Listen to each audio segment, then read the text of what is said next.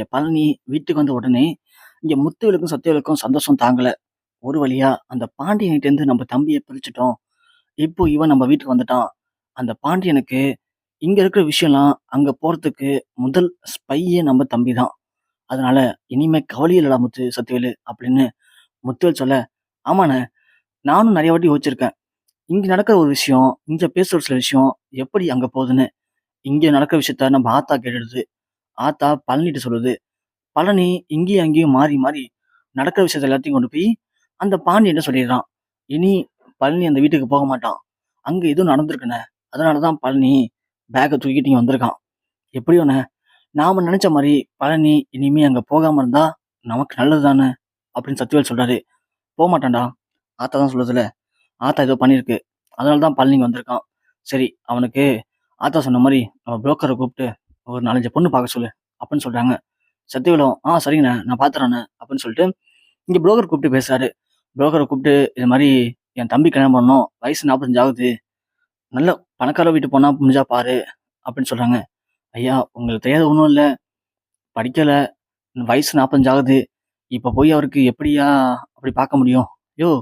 பொண்ணு பாருன்னா, பொண்ணு மட்டும் இல்லையா, ஏற்கனவே கல்யாணம் ஆகி, ஒருவேளை அவங்க புருஷன் விட்டுட்டு போயிருக்கலாம், இறந்திருக்கலாம். அந்த மாரி ஆனா பொண்ணு வசதியா இருந்தா போதும் அப்படின்னு சொல்ல, ஐயா அந்த மாரி என்ட்ட ஒரு 3 பொண்ணு இருக்குயா அப்படின்னு சொல்றாங்க. அப்புறம் என்ன அதையே குடு அப்படின்னு சொல்லிட்டு, இங்க சக்திவேல் வாங்கிட்டு போய் முத்துவேல்ட்ட குடுத்துறாரு. முத்துவேலும் பார்த்துட்டு, டேய் பழனிக்கு பார்த்துருக்க பொண்ணு நல்லா இருக்கு சக்திவேலு. 3 பொண்ணுமே சூப்பரா இருக்கேடா. எப்புட்றா அதுக்குள்ள புரோக்கர் இருந்து வாங்குன? நம்ம தம்பி பத்தி சொல்ட்டியா? வயசு அதிகம்னு சொல்லிட்டு. அண்ணே எல்லாம் சொல்லிட்டேண்ணே. நான் ஏற்கனவே புரோக்கர்ட்ட சொல்லி தான் வச்சிருந்தேன். இவன் எங்க நம்ம பேச்ச கேட்டு இங்க வந்தான்? இவன் வராததுனால தான் நம்ம பொண்ணு பார்க்காம இருந்தோம். இப்போ புரோக்கர்ட்ட சொன்ன உடனே அவர் பொண்ணு பார்த்துட்டாருண்ணே அப்படின்னு சொல்ல, அதோட டீட்டெயில்ஸ் எல்லாமே பிரிண்ட் எழுதியிருக்கேண்ணே அப்படின்னு சொல்றாங்க. அப்புறம் என்ன கொண்டு போய் தம்பிட்ட குடுத்துரு அப்படின்னு சொல்றாங்க. 2 பேரும் போய் பழனிட்ட குடுத்துட்டு, குடுக்கவும் ஆத்தா சொல்றாங்க, என்னப்பா காலையில சொன்னேன் அதுக்குள்ள பொண்ணு பார்த்துட்டீங்களா? ஆத்தா புரோக்கர்ட்ட நம்ம ஏற்கனவே சொல்லி தான் ஆத்தா வச்சிருந்தோம். தம்பி ஏற்கனவே சொல்லி இருந்திருக்கான் எல்லாத்தையுமே. ஆனா இவன் நம்ம பேச்ச கேட்கவும் இல்ல, இங்க வரவும் இல்ல. அந்த பாண்டியன் தான் முக்கியம்ன்ட்டு அங்கேயே சுத்திட்டு இருந்தான். அங்கேயே பாக்கெட் போட்டு இருந்தான். நாம என்ன பண்ண முடியும்? சத்தியில் ஒண்ணு, இவன் பாக்கெட் மட்டும் போடுறதுலயே குறியா இருந்திருக்கான் ஆத்தா. அண்ணனுங்க நாங்க இருக்கோம் அப்படின்னு நினைச்சிருந்தாங்கன்னா, இவனுக்கு என்னைக்கும் கல்யாணம் ஆயிருக்கும். ஏன் சொந்தமா இவனுக்கு ஒரு கடைய வச்சு குடுத்துருக்கலாம். இவன் அத விட்டுட்டு அந்த பாண்டியன்ட்ட பொட்டன போடவே ரெடியா இருந்திருக்கான் அப்படின்னு சொல்ல, ஆத்தா ஒண்ணு, ஏன்டா அதையே சொல்லி சொல்லி காட்டுறீங்க? அவன் பாவம்டா. அவனே நொந்து போய் தானே இங்க வந்திருக்கான். அவன எதுக்காக இப்படி போட்டு கஷ்டப்படுத்துறீங்க? அப்படின்னு சொல்ல, என்னாத்தா நீனு? உண்மைய சொன்னா கஷ்டப்படுத்துறேன், நோவுறேன்னு சொல்ற. இத்தன வருஷம் பாக்கெட் போட்டுருக்கானே, என்ன குடுத்தான் அந்த பாண்டியன்? ம். ஒண்ணுமே இல்ல. சும்மா தான் தொரத்தி விட்டுருக்கான் அப்படின்னு சொல்ல, பழனி ஒண்ணு, இங்க பாருங்க. சும்மா சும்மா மச்சான பத்தி குறை பேசாதீங்க. மச்சான் ஒண்ணும் இங்க என்னை அனுப்பல. ஆத்தா தான் என்ன அனுப்ப சொல்லி சொல்லியிருக்கு. அதனால அந்த ஆளு அனுப்பிச்சிட்டாரு அப்படின்னு சொல்லவும், சும்மா நிப்பாட்றா. உனக்கு இங்க வந்தாலும் சரி, அங்க போனாலும் சரி, அவன் தானே வசதி உனக்கு அப்படின்னு சொல்ல, இங்க அப்பதான் பாண்டியன் வர சத்தம் கேக்குது. அண்ணே ஒரு நிமிஷம் நான் வரேன் என்ன அப்படின்னு சொல்லிட்டு இங்க சத்தியவேல் எந்திச்சு போறாரு. உடனே பழனி ஆத்தாவும், டேய் பழனி இவன் எங்கடா போறான் எந்திச்சு? தெரியலையாத்தா. மச்சானோட வண்டி சத்தம் கேட்டுச்சு. இவரு ஒண்ணு எந்திச்சு போறாரு. எனக்கு என்னமோ சரியா படல ஆத்தா அப்படின்னு பழனி சொல்ல, உடனே இங்க பழனியும் ஆத்தாவும் எந்திரிச்சு பின்னாடியே போறாங்க. பார்த்தா சத்தியவேல் போயிட்டு, யோவ் நில்லியா, நீலாம் ஒரு மனுஷனா? இப்படி பெரிய மனுஷன் மாதிரி வெள்ளை சட்டை வெள்ளை வேட்டி போட்டு போயிட்டு இருக்க? ஆ? என் தம்பி எத்தனை வருஷமா அந்த வீட்டுல இருந்திருக்கான். உன் கடையில எவ்வளவு நாள் உழைச்சிருப்பான். எத்தனை நாள் தூங்காம பாக்கெட் போட்டிருப்பான். எவ்வளவு பொருள் வித்து கொடுத்திருப்பான். ஆனா அவன ஒரு செகண்ட்ல வீட்டை விட்டு வெளியே போக சொல்லியிருக்க.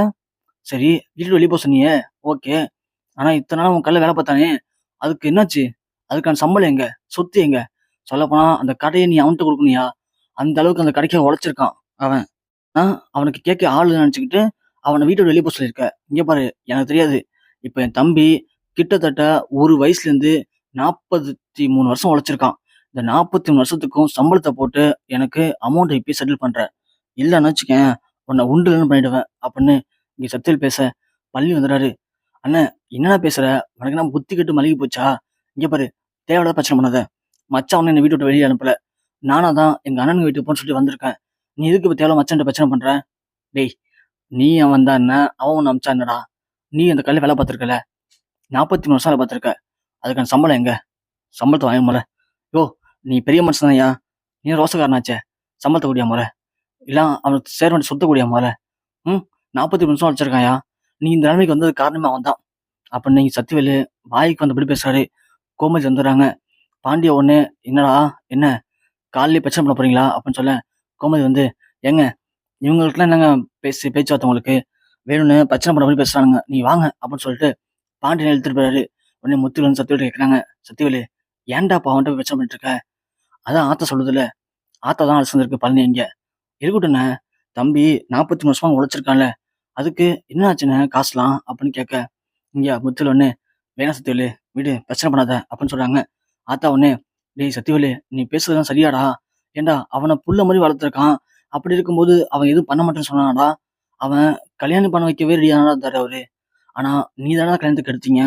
இப்படி கெடுத்துட்டு அவனுக்கு ஒண்ணுமே பண்ணலன்னு சொல்லி சண்டை போடுறதெல்லாம் நியாயம் இல்லப்பா, வேணாம்ப்பா" அப்படின்னு சொல்றாங்க. உடனே இங்க ஆத்தா சொன்னதும் சத்யவேல் சொல்றாரு, "ஆத்தா இங்க பாரு, உனக்கு ஒண்ணும் தெரியாது. அமைதியா இருக்கணும். சும்மா நீ அங்கேயே சப்போர்ட் பண்ணி பேசிட்டு இருந்த, அப்புறம் உனக்கு இந்த வீட்ல இடம் இருக்காது பார்த்துக்கோ" அப்படின்னு சத்யவேல் முடிவு பண்றான். முடிவு பண்ண சத்யவேலு இங்க தனியா வந்து யோசிச்சுட்டு இருக்காரு. குமார் வந்து, "ஏன்பா இப்ப புதுசா பிரச்சனை உண்டு பண்ற? ஏன் இப்போ இந்த பிரச்சனை உனக்கு?" அப்படின்னு கேட்க, "டேய் பைத்தியக்காரன்டா நீனு. இத்தன நாள் வரைக்கும் இந்த சொத்து 2 பங்கா போகும். எங்க அண்ணனுக்கும் இப்ப வாரிசு இல்ல. அந்த பொண்ணுக்கு கல்யாணம் சொல்லி சொத்த ஒரே பங்கா உனக்கு குடுத்துடலான்னு நான் முடிவு பண்ணி வச்சிருந்தேன். ஆனா இப்போ என் தம்பி வந்து இங்க கட்ட ஒட்டிக்கிட்டான். ஒருவேளை இது பாண்டியனுடைய பிளானா கூட இருக்கலாம்டா. இப்போதைக்கு நீ அங்க போ. போய் அவனுக்கு கல்யாணம் பண்ணி வைக்கட்டும். அதுவரைக்கும் கூட இரு. கல்யாணம் பண்ணி வச்ச உடனே சொத்த 3 பங்கா பிரிக்க சொல்லு. அதுல உன் பங்க வாங்கிக்கிட்டு நீ அப்புறமா இங்க வான்னு சொல்லி கூட அவன் பிரிச்சு விட்டுருக்கலாம்டா. அதனால தான் இப்போ அவன் போட்ட பிளான அவனுக்கே திருப்பி விட்டுருக்கேன். இப்போ பாண்டியன் பயந்து போயிருப்பான்ல. என்னடா இது நாம அவன்ட்ட சொத்த பிரிச்சு குடுக்க சொல்லி அனுப்பிச்சு விட்டா, அவன் நம்மட்ட சொத்த பிரிச்சு கேட்கறானே அப்படின்னு யோசிப்பான்ல. அதுக்கு தான்டா ஒரு பிட்ட போட்டு வச்சேன் நானு அப்படின்னு இங்க சத்யவேல் சொல்றாரு. குமார் உடனே, "அப்பா நீ வேற லெவல்ப்பா. சூப்பரா பிளான் பண்ற நீனு" அப்படின்னு சொல்றாங்க. சொன்னது மட்டும் இல்லாம சத்யவேலு இங்க கிளம்பி ஸ்டேஷனுக்கு போறாரு. போலீஸ் ஸ்டேஷன்ல போயிட்டு இது மாரி பழனி பேர்ல ஒரு கம்ப்ளைண்ட் குடுக்குறாரு. அவங்க உடனே இதுல கம்ப்ளைண்ட் எடுத்துக்கிறோம். ஆனா பழனி கையெழுத்து போடணுமே அப்படின்னு சொல்றாங்க. உடனே சத்யவேலு அந்த பேப்பர் எடுத்துட்டு வீட்டுக்கு வராரு. வீட்டுக்கு வந்துட்டு இங்க பழனிட்ட குடுக்குறாரு. "டேய் பழனி இதுல கையெழுத்த போடு நீனு" அப்படின்னு சொல்ல, "என்னது இது?" அப்படின்னு கேட்குறாரு.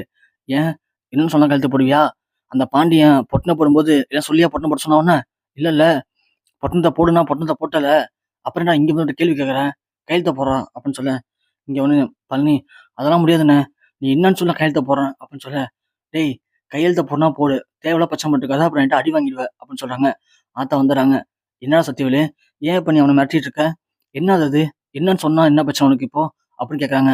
"ஆத்தா வர வர உனக்கு வாய் அதிகமாயிட்டே இருக்கு ஆத்தா" அப்படின்னு சத்தியவேல் சொல்ல, "ஏன்டா பெத்த அம்மாவே இப்படிதான் பேசுவ நீனு" அப்படின்னு இங்க ஆத்தா அழ ஆரம்பிக்கிறாங்க. அந்த நேரம் பார்த்து கரெக்ட்டா வீட்ல முத்துவேலு இல்லன்னு சொல்லி தான் சத்தியவேலு இந்த பிளானையே போடுறாரு. கரெக்ட்டா முத்துவேலு அந்த நேரம் பார்த்து வீட்டுக்கு வர, "என்னாச்சு ஆத்தா? ஏன் அழுதுட்டு இருக்க?" அப்படின்னு கேட்க, சத்தியவேலு ஒடனே, "ஒண்ணும் இல்லண்ணே. ஆத்தா அப்போ எது சொன்னாலும் உடனே உடனே அழ ஆரம்பிச்சுடுது" அப்படின்னு சமாளிக்கிறான். உடனே பழனி சொல்றாரு, "இல்லண்ணே, அண்ணன் ஏதோ ஒரு பேப்பர குடுத்து கையெழுத்து போட சொல்லுது. அது என்னன்னு கேட்டதுக்கு சொல்ல மாட்டேங்குது. அத கேட்டதுக்கு ஆத்தாவ திட்டுது புடிச்சு" அப்படின்னு சொல்லவும், "என்ன சத்தியவேலு அது? என்ன காட்டு பார்ப்போம்" அப்படின்னு சொல்ல, "அண்ணா அது ஒண்ணும் இல்லண்ணே" அப்படின்னு சொல்லி சத்தியவேலு மலுப்ப பார்க்குறான். முத்துவேலு உடனே பேப்பர் வாங்கி பார்க்குறாரு. பார்த்தா இதுல மாரி பாண்டியன் மேல கம்ப்ளைண்ட் குடுக்குற மாரி எழுதியிருக்கு. அத பார்த்ததும் முத்துவேலு, "சத்தியவேலு இது உனக்கு தேவையில்லாத வேல தானடா. எதுக்குடா இப்ப நீ அந்த பாண்டியன்ட்ட சொத்து கேட்டு பிரச்சனை பண்றதுக்காக பழனி மேல கேஸ் குடுக்குற?" அப்படின்னு கேட்க, "இல்லண்ணே, தம்பி இத்தன வருஷமா உழைச்சிருக்கான்ல, அதுக்கு நஷ்ட ஈடு எதனா வாங்கலாமேன்னு தானே" அப்படின்னு சொல்ல, உடனே இங்க பழனி சொல்றாரு, "ஓ! அப்படியா? அதான் நான் பார்த்தேன். நீ ஒண்ணும் என் பேர்ல நல்லது பண்ண மாட்டியே. இப்போ என்ன வச்சு மச்சான பழி வாங்குறதுக்காக நானே மச்சான் மேல கேஸ் குடுக்குற மாரி ஒரு பேப்பர் ரெடி பண்ணியிருக்க. அப்படிதானே? இங்க பாருண்ணே, இந்த வீட்ல நான் இருக்கணும் அப்படின்னா, இதுல கையெழுத்து போட்டு தான் இங்க இருக்கணும். மச்சான பழி வாங்கணும் அப்படின்னா, இந்த வீடு எனக்கு தேவையில்ல. இந்த வீட்ட விட்டு முதல்ல நான் இப்பயே கிளம்புறேன். ஆத்தா, நீ என் கூட வரியா ஆத்தா? என்னால உன்ன ராணி மாரி பார்த்துக்க முடியாது. ஆனா, கூலி வேலைக்கு போயாவது ஒரு வேளை கஞ்சி ஊத்த முடியும். அது நிம்மதியா, என்னோட உழைப்புல ஊத்த முடியும். என் கூட வா ஆத்தா நம்ம கிளம்பலாம்" அப்படின்னு சொல்லிட்டு, பழனி ஆத்தாவ அழைச்சுட்டு வீட்ட விட்டே வெளியேறாரு.